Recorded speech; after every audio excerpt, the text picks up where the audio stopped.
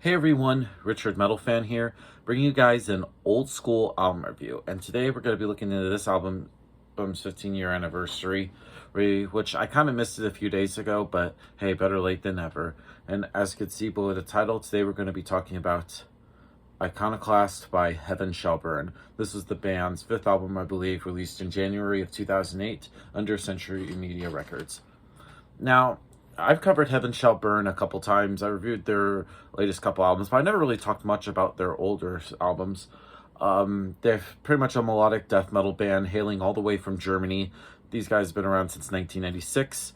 And I discovered Heaven Shall Burn probably around 2009, 2010. And I've been a fan of these guys since I was in high school.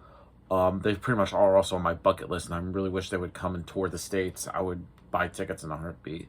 But of course, this album follows their previous album, which came out in 2006, which I believe was Death to Our Prayers or something.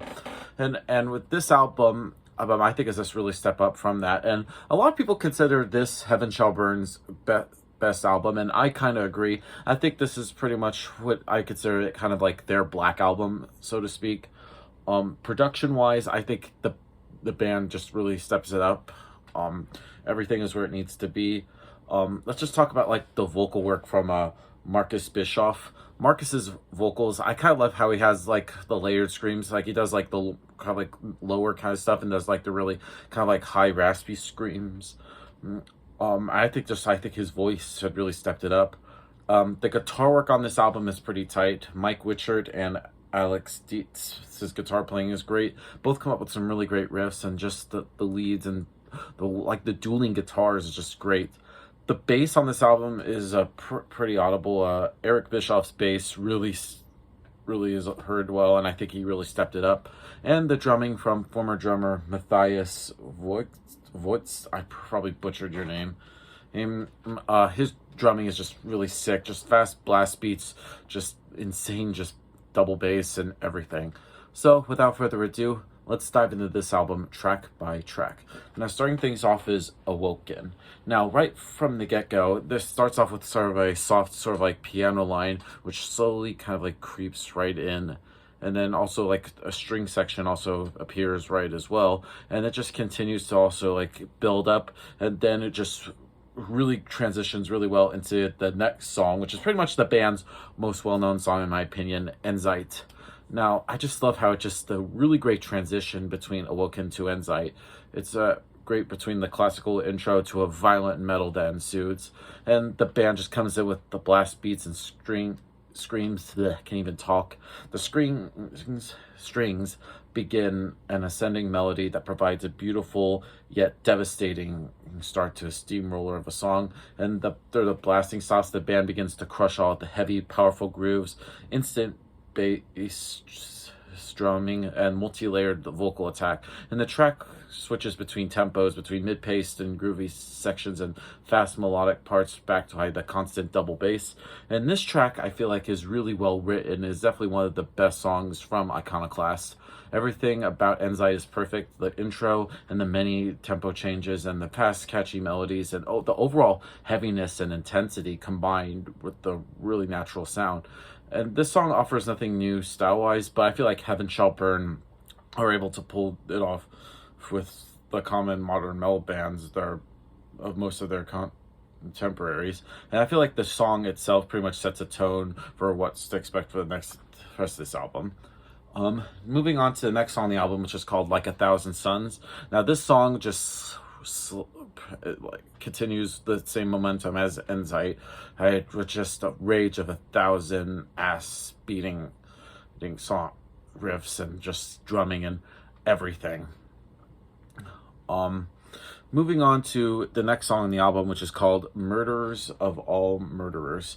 Now, this song, weirdly enough, features a little dance beat, which would fit well in electronic kind of style music, which is pretty weird in sort of a melodic death metal, even hardcore context of the band. But it sounds unusual at first, but it turns out a really interesting style and piece, and it pretty much fits the whole song. The next song on the album is called Forlorn Skies. Now, this is, if not one of, not the best songs that Heaven Shall Burn have recorded to date. It has lightning fast guitars, thunderous drumming, and very well brutal, but also melodic screaming. And lyrically, I feel like this song is very well written, which has really great lines like "Burned by the sun, drowned in the rain, buried alive in this cold, scorched earth." Ugh, fucking amazing song. And then we go on to A Dying Ember. Now, this song begins with a fast melodic guitars backed by a double bass-driven section, and the metal onslaught continues until about the halfway point where the band sort of fades out, and then the clean guitars are introduced with first strumming chords, but then layered with the melodies. And after the clean guitars appears, the full band returns with the electric guitars mimicking the clean parts under like Marcus's screams. And then the second half of the song is a bit more calm and melodic than the first half, easing up the tempo and the constant pounding with but not on the intensity. And the guitar melodies are highlighted with Marcus's vocal attack, and then the fast double bass returns again towards the end of the track with the soft piano line appearing in the mix, giving a listener a brief rest before the metal assault continues with the next following tracks. Moving on to the next song, which is called Joel. Now, Joel is a more of a death metal song than an actual deathcore song. It's pretty brutal and wicked, and although it slows down halfway, it kind of like regains its brutality back after. And I have to say with the same thing with the next song, A Quest for Resistance, another fucking great song. Like, all these songs are like perfect. I feel like all this album could be a hit, like every song.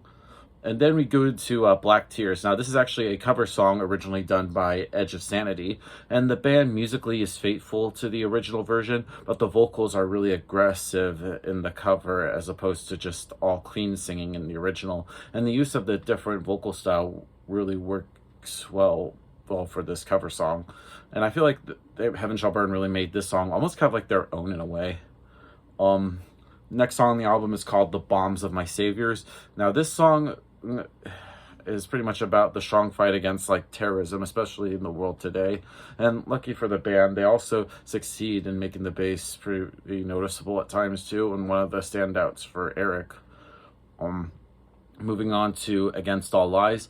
Now, this song might have a slow intro, but it gradually gains speed after like the first minute, and this song has a really good mix of aggressiveness and melancholy moments. Same thing with The Disease a little bit, but it also has very thrashy moments and some really sick blast beats as well. Next song is called Equinox, and this is kind of like similar to like the intro track Awoken. Has pretty much only instrumental. It's just very violin for pretty much most of it, and then the piano comes in like the very end. It almost kind of feels like it's the reverse opposite of Awoken, and at times I feel like that could be like its mirrors track. And then we get to the last song on the album, which is called Atonement. Now, this pretty much marks the band's first attempt at a legit instrumental, excluding like the classical intros and outros that they've done in the past. This is a full band instrumental while still remaining heavy, and it's also slightly toned down in intensity for a good part of the track. And the song begins with a clean melodic guitars, and they build its way up to a thrash tempo with chugging guitars and double bass pedals firing at all cylinders. And then the smoke clears, the clean guitars are briefly introduced before replaced by chugging electric guitars under a similar sounding melody. And I think it's a great way to end this album. Now, overall, Iconoclast by Heaven Shall Burn, classic album in their discography. Like I said, I would consider this like their Black album, like I mentioned before at the beginning of this review. So if I had to give this album a score, I'm going to give Iconoclast by Heaven Shall Burn a solid 10 out of 10. Great album, and if you're a fan of like melodic death metal, or even if you have hints of metalcore and deathcore, which Heaven Shall Burn are kind of lumped into, but I just consider them melodic death metal. So yeah, that's my review of the album, guys. Let me know in the comments what you guys think about it, and I'll see you all in the next video. And as always, keep it metal.